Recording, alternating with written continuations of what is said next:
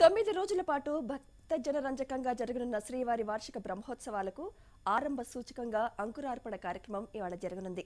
శ్రీవారి సర్వసేనాధిపతైన విశ్వక్సేనుల వారు ఉత్సవ ఏర్పాట్లను పర్యవేక్షించనున్నారు.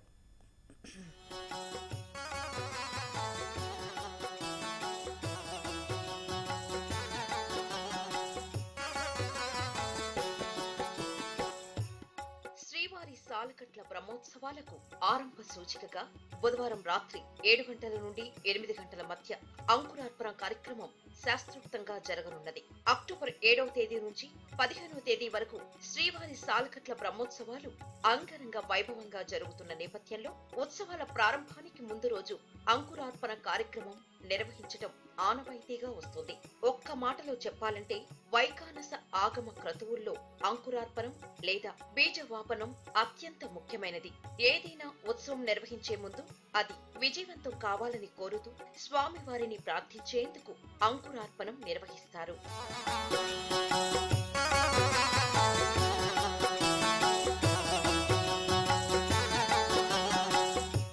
ఇందులో భాగంగా శ్రీవారి తరపున సేనాధిపతి అయిన శ్రీ విశ్వక్సేనుల వారు ఆలయ 4 మాడవీధుల్లో ఊరేగింపుగా వెళ్లి బ్రహ్మోత్సవాల ఏర్పాట్లను పర్యవేక్షిస్తారు. కరోనా నేపథ్యంలో ఈ ఏట కూడా ఉత్సవాలను ఏకాంతంగా నిర్వహిస్తూ ఉండటంతో మాడవీధులలో ఊరేగింపును రద్దు చేసిన టీటీడీ ఆలయంలోని రంగనాయకుల మండపంలో ఈ కార్యక్రమాన్ని నిర్వహించనున్నది.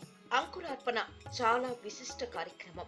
వేద మంత్రోచ్చారణాలు, మంగళ వాయిద్యాల నడుమ ఈ కార్యక్రమాల్లో భాగంగా ఆలయంలో భూమాతకు ప్రత్యేక పూజలు నిర్వహించి పుట్టమన్నులో నవధాన్యాలను నాటుతారు.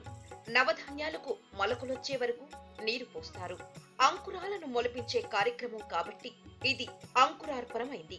అంకురార్పణ ఘట్టం తర్వాత రంగనాయకుల మండపంలో ఆస్థానం నిర్వహిస్తారు. అంకురార్పణం అంటే విత్తనం మొలకెత్తడం. శాస్త్రాల ప్రకారం బ్రహ్మోత్సవాలకు 9 రోజుల ముందు అంకురార్పణం నిర్వహిస్తారు. బ్రహ్మోత్సవాలు జరిగే 9 రోజుల పాటు యాగశాలలో ప్రత్యేక పూజలు నిర్వహిస్తారు.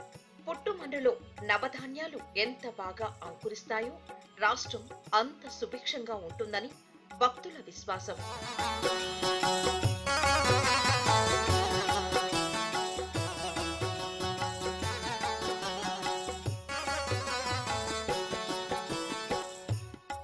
శాస్త్రాల ప్రకారం ఏదైనా ఉత్సవానికి ఒక రోజు ముందు అంకురార్పణం నిర్వహించడం ఆనవాయితీ.